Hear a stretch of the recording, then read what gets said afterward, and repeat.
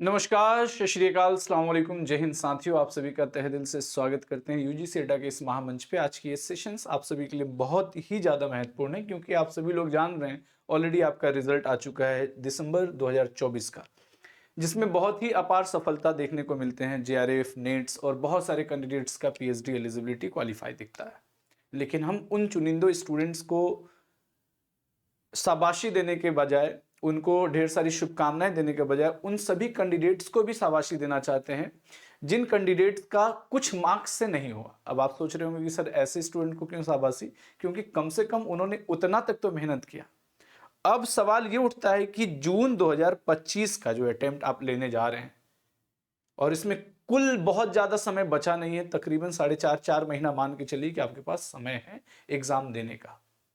क्यों नहीं हुआ, इस पर खास तौर से ध्यान देना जरूरी है कि कहां पे आपका वीक पॉइंट रहा है और क्यों नहीं हो पाया। उन पे हम पूरी तरह से आज की इस क्लास में हम बात करते हैं। उससे पहले हम ये देखते हैं कि हमारा इस बार का जो कट ऑफ था टोटल, वो कट ऑफ कितने रहे हैं।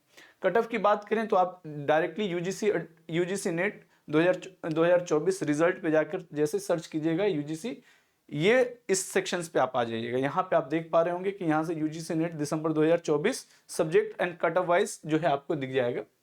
कट ऑफ डाउनलोड करने के बाद आपका subject UGC net UGC net history subject का कोड जो है 06 है।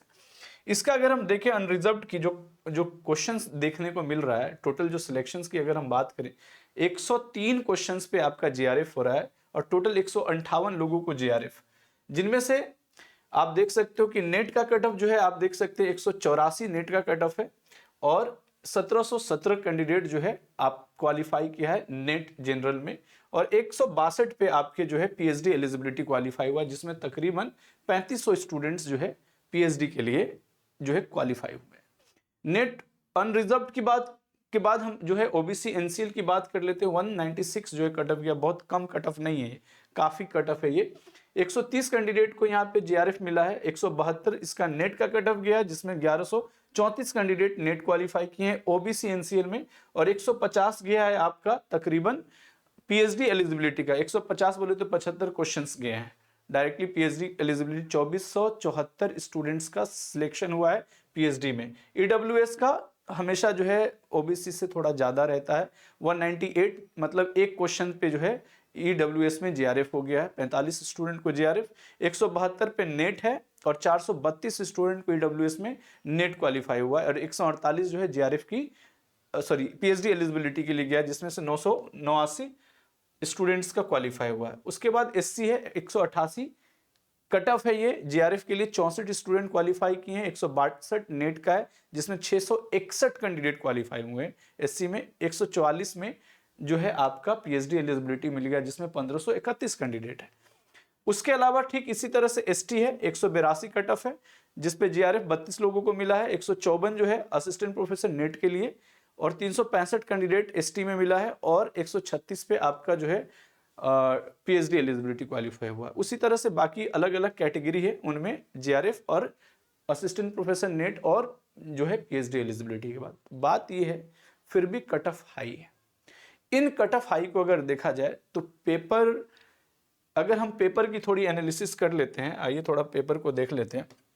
ये पेपर हमारा जो है इस बार 10 जनवरी का ये पेपर था। टोटल पेपर नंबर 51 से शुरू करते हैं। तो कोई भी क्वेश्चंस अगर देखा जाए तो इतना आसान क्वेश्चंस नहीं है ये सारे। इसमें से जो है ना 7-8 क्वेश्चंस ऐसे थे जो कि ड्रॉप हो सकते थे। ये सारे क्वेश्चंस थे आपके, ये सारे क्वेश्चंस देखने को मिले। बहुत ही ज्यादा इजी क्वेश्चंस नहीं कह सकते, सब क्रोनोलॉजी बेस्ड क्वेश्चंस थे। और पेपर में अगर किसी कारणवश आपके मार्क्स कम हुए हैं तो सबसे पहले तो सेल्फ एनालिसिस सबसे इंपॉर्टेंट चीज होता है कि आपने कहाँ पे गड़बड़ी की है, कौन सा सेक्शंस आपका वीक है। हमेशा इस बात का खास तौर से ध्यान रखें। सभी कैंडिडेट से ये बात कहना चाहूंगा, थोड़ा ध्यान से देखिएगा सभी कैंडिडेट्स। आपको सबसे पहले कहते हैं ना कि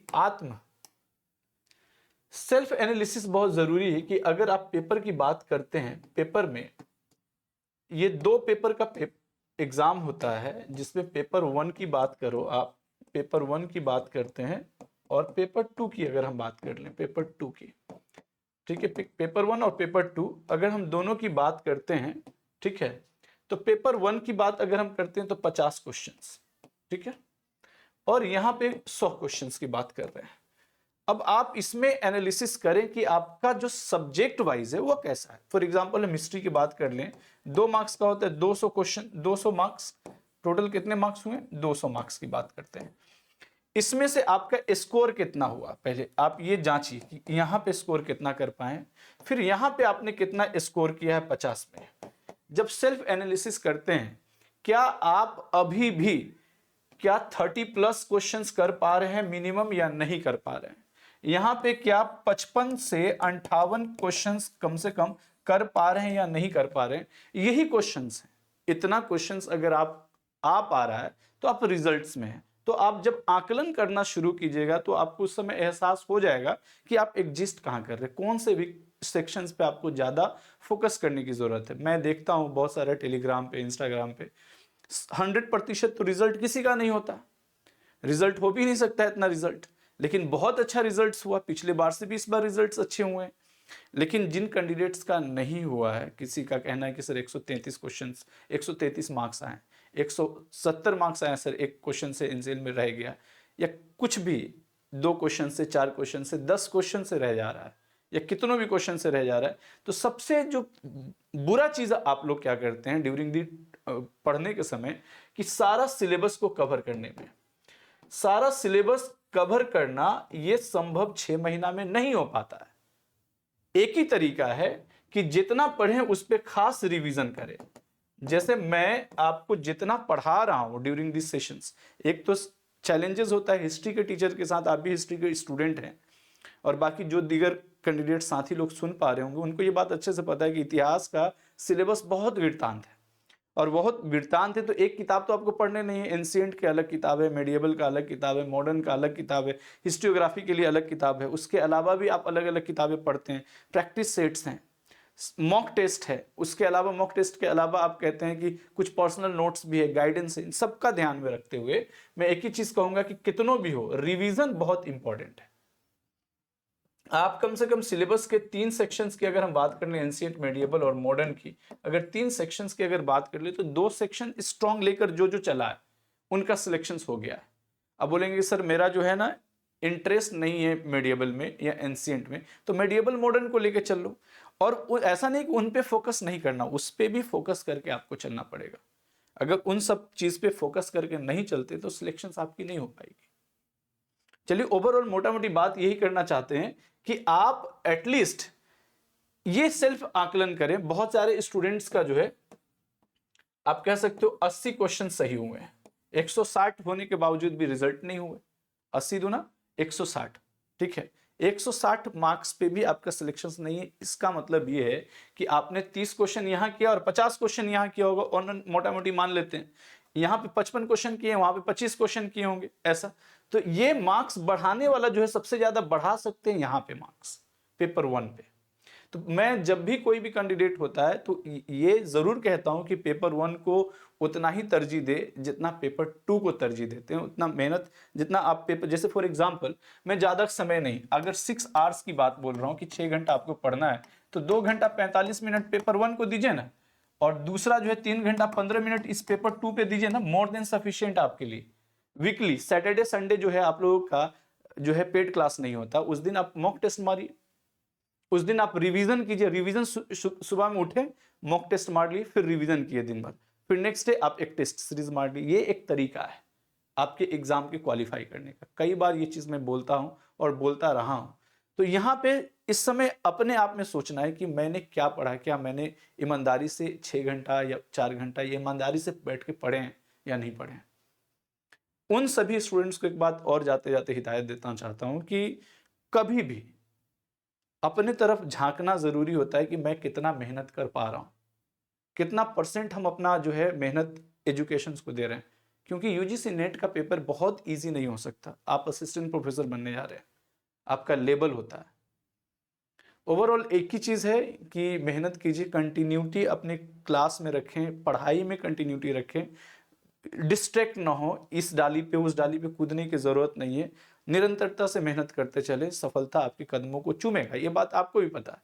लेकिन होप नहीं हारना है कि भैया उम्मीद कभी नहीं छोड़ना है। कहते हैं ना कि जिंदगी में हार जा सब कुछ, फिर से पाने की उम्मीद जिंदा रख। जिंदगी उम्मीद का नाम है, और उम्मीद के साथ जोश खरोश और जज्बात होना बहुत जरूरी है आपके लिए।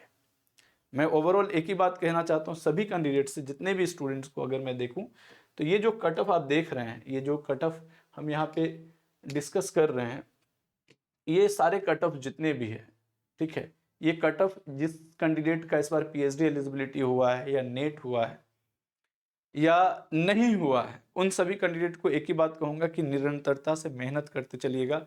बाधाएं नहीं आनी चाहिए आपकी पढ़ाई में। बहुत ज़्यादा शोर फैलाने की ज़रूरत नहीं। आपका जब रिजल्ट आता है तो अपने आप शोर मच जाती है, आपको बताने की भी ज़रूरत नहीं पड़ता है। तो चुपचाप शांति से पढ़े रहें, शांति से मेहनत करें, रिजल्ट होगा। रही बात अंततः, जाते जाते एक चीज़ बता देता हूँ आप सभी के लिए, आपकी क्लासेस ऑलरेडी स्टार्ट हो चुका है, ठीक है, और वो भी खास तौर से सभी उन कैंडिडेट्स के लिए जो गृहिणी हैं, जो जॉब में हैं, जो ऑलरेडी मेहनत करते हैं, स्टेट सर्विसेज की तैयारी कर रहे हैं या किसी टीचिंग फील्ड की तैयारी कर रहे हैं, उन सभी स्टूडेंट्स के लिए भी मैंने जो सेशंस बनाए हैं आप लोगों के लिए, इस तरह से अड्डा 24/7 पे जाना है, सर्च करना है, ये आपकी कोर्सेज आपको दिख जाएंगे। जैसे इसमें मेगा पैक पेपर 1 पेपर 2 की बात कर रहे हैं, रात 9 बजे से आप लोग का पेड सेशन शुरू होता है। आराम से अपनी पूरी काम करने के बाद Y628 कोड का इस्तेमाल कर लीजिएगा, उसके बाद इस बैच में जुड़ सकते हैं। हर रोज आपकी क्लासेस होता है मंडे टू फ्राइडे, और सैटरडे संडे आप अपना रिवीजन कर सकते हैं। तो निरंतरता से मेहनत करते चलें। मेहनत का कोई भी रिप्लेसमेंट नहीं होता, कहते हैं ना, कामयाबी का कोई रिप्लेसमेंट नहीं है। तो ओवरऑल एक ही चीज कहेंगे कि अपने आप में आंकिए कि कौन सा पोर्शंस आपका वीक है, किस पर ज्यादा मेहनत करने की जरूरत है। होता है क्या अक्सर कि हमें जो इंटरेस्टिंग पॉइंट लगता है उस पर ज्यादा मेहनत कर रहे होते हैं और मेजर वाले पोर्शंस को छोड़ देते हैं। ऐसा नहीं करना इस बार। तो ऑल द बेस्ट। एक ही चीज कहेंगे आप सभी को कि ईमानदारी से मेहनत कीजिए, आपकी सफलता यही 4 महीने बाद आप खुद ही मैसेज करके बोल रहे होंगे सर इस बार मेरा भी जीआरएफ हो गया। और इस बात की मैं उम्मीद करता हूँ, कामना करता हूँ। All the best, have a nice day, good luck, जय हिंद, जय भारत साथियों।